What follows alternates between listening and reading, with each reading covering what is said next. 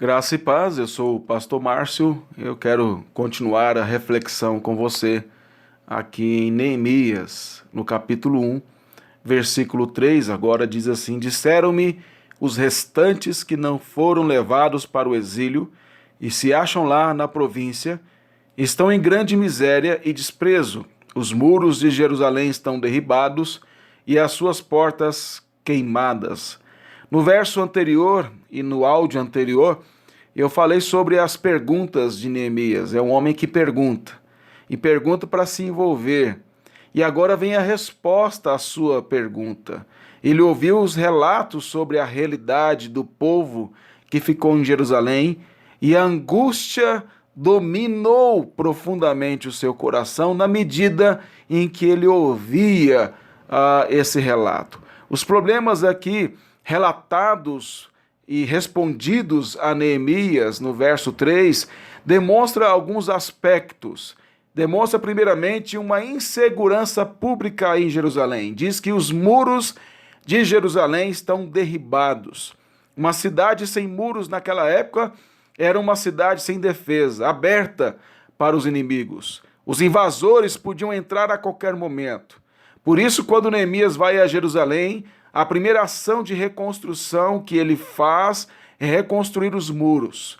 Seus inimigos, ao verem isso, zombam, dizendo que até uma raposa poderia derrubar. Você pode ver no capítulo 4, verso 2, que vai narrar quando Neemias já está em Jerusalém reconstruindo o muro. Os inimigos falam o seguinte: tendo Sambalate ouvido que edificávamos o muro, ardeu em ira e se indignou muito, e escarneceu dos judeus.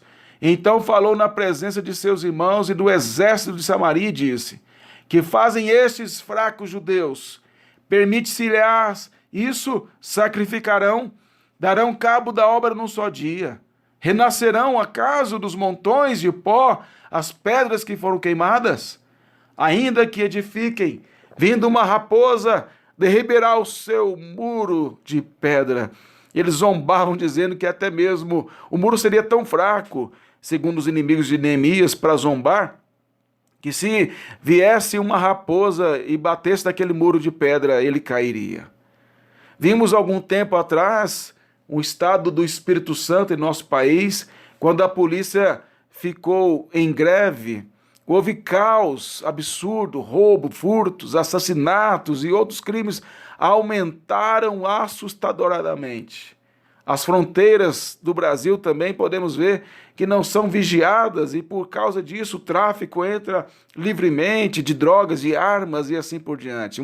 Um país ou uma cidade sem segurança vira um caos. A cidade de Jerusalém não tinha segurança. A cidade de Jerusalém não tinha muros.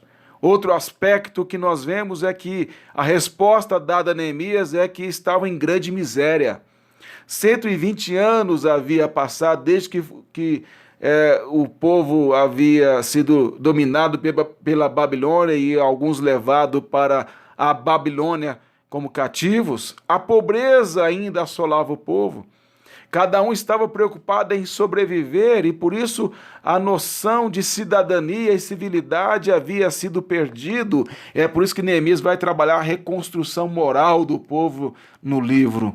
Então havia uma grande miséria. Outro aspecto da resposta é que havia desprezo. Era um povo esquecido em um canto do mundo.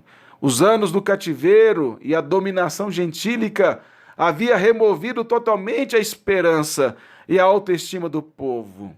Semelhantemente ao que aconteceu quando o povo de Israel, passando 400 anos no Egito, ao sair do Egito na peregrinação, Moisés manda os espias para ver a terra que seria possuída, e a resposta dos espias, com exceção de Josué e Calebe, é: éramos aos nossos próprios olhos como gafanhotos, e assim também o éramos aos seus olhos. Números 13, verso 33. A visão que aqueles espias tinham de si mesmo é que eles eram como gafanhotos perante os olhos daqueles que dominavam aquelas terras.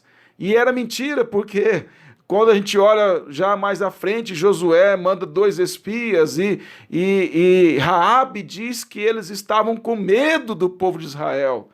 Mas o complexo de inferioridade, ter sido escravo no Egito, cegava aqueles espias para não ver que Deus haveria de usá-los para conquistar aquela terra, e por causa disso tiveram que ficar 40 anos andando no deserto. Não estou aqui dizendo de modo algum que nós temos que olhar para nós como super pessoas. Estou dizendo apenas para olhar na história, que Deus conduz a história conforme Ele quer.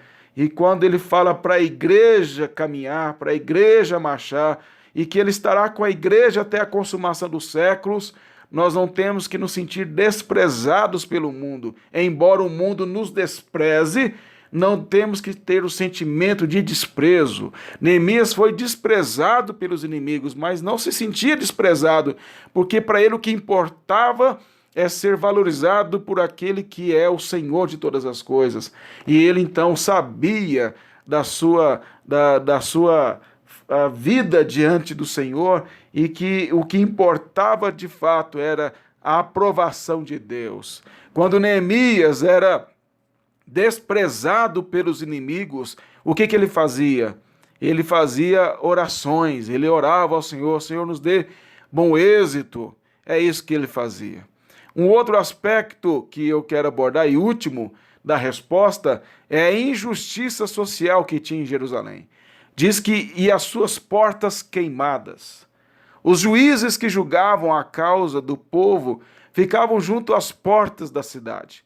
Sem portas, Jerusalém estava sem o judiciário, e, portanto, a lei não era aplicada contra os transgressores. Sem judiciário, a nação estava entregue à corrupção. Às vezes a nação tem judiciário e ainda assim continua entregue à corrupção. Mas sem nenhum tipo de judiciário é muito pior, e a nação estava vivendo essa realidade.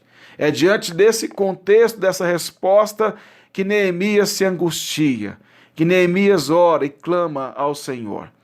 Que você possa pedir ao Senhor que leve os seus olhos a enxergar a realidade que a igreja vive, em uma realidade em que muitos têm desprezado a palavra, o nome de Cristo tem sido envergonhado, uma de miséria, de desprezo, de afastamento do Evangelho, e que você se angustie com isso e ore ao Senhor para que tenha misericórdia de nós.